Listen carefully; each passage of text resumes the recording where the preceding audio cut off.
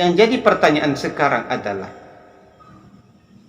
apakah doa dan usaha dapat merubah takdir yang sudah ditentukan oleh Allah Subhanahu wa taala? Maka jawabannya adalah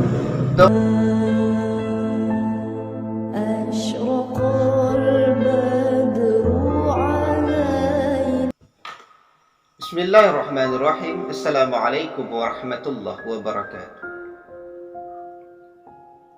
Dalam kita hidup di dunia ini, tentu semua kita ingin menggapai apa yang kita harapkan.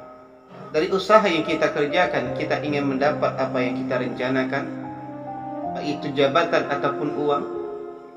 Dari doa yang kita panjatkan, harapan kita Allah kabulkan setiap apa yang kita panjatkan. Tapi sebaliknya, kadang-kadang usaha yang kita kerjakan tidak sesuai dengan apa yang kita rencanakan. Kadang-kadang doa yang selalu kita panjatkan, kadang-kadang Allah tidak nampakkan sesuatu dari apa yang kita doakan tersebut. Yang jadi pertanyaan sekarang adalah, apakah doa dan usaha dapat merubah takdir yang sudah ditentukan oleh Allah Subhanahu wa taala?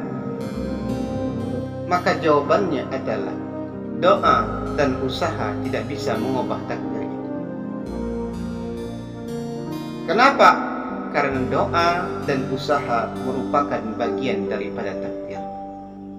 Ketika Allah Subhanahu wa taala mentakdirkan kehidupan kita, dari mulai dilahirkan sampai kematian, maka Allah sudah menetapkan terhadap kita apa-apa yang layak buat kita. Agar kita kaya, Allah buat caranya. Apa cara? Allah takdirkan kita untuk berusaha. Berarti usaha itu merupakan bagian yang sudah ditakdirkan Allah Subhanahu wa taala. Agar kita kaya, Allah takdirkan kita untuk berdoa. Maka doa itu merupakan bagian dari takdir Allah Subhanahu wa taala. Maka apapun yang kita kerjakan hari ini, semua itu merupakan bagian daripada takdir Allah Subhanahu wa taala.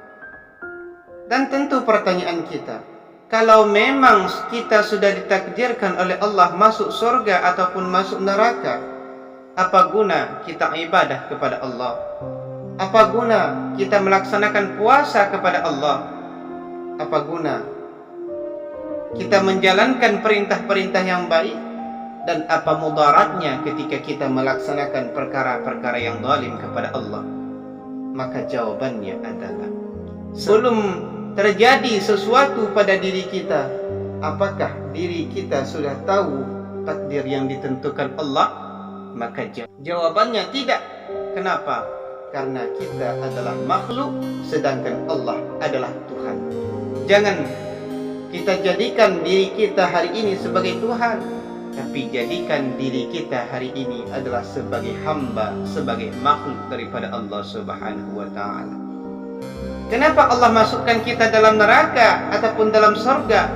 Dikarenakan Allah titipkan pada diri kita satu makhluk yang disebut dengan akal. Gara-gara akal inilah orang bisa masuk dalam surga, dan gara-gara akal lah orang juga akan masuk dalam neraka Allah Subhanahu wa taala. Bila akal kita baik, kita pergunakan kepada kebaikan, maka tempat yang akan Allah sediakan bagi kita adalah surga Allah. Tapi sebaliknya, bila akal yang kita pergunakan kepada kemungkaran kepada Allah Subhanahu wa taala, tentu kita akan mendapatkan neraka Allah Subhanahu wa taala. Apakah pada diri kita punya iradah dan qudrah? Maka jawabannya adalah, manusia punya iradah, manusia punya qudrah.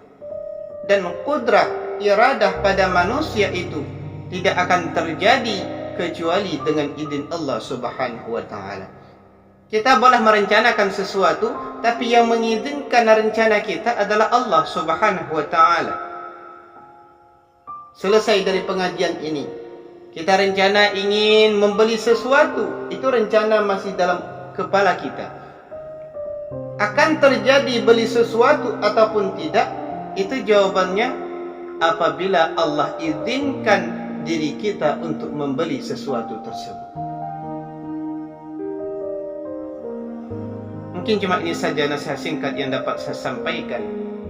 Moga saja apa yang kita alami sekarang Allah takdirkan kita dalam takdir yang baik. Allahu a'lam bissawab. Assalamualaikum warahmatullahi wabarakatuh.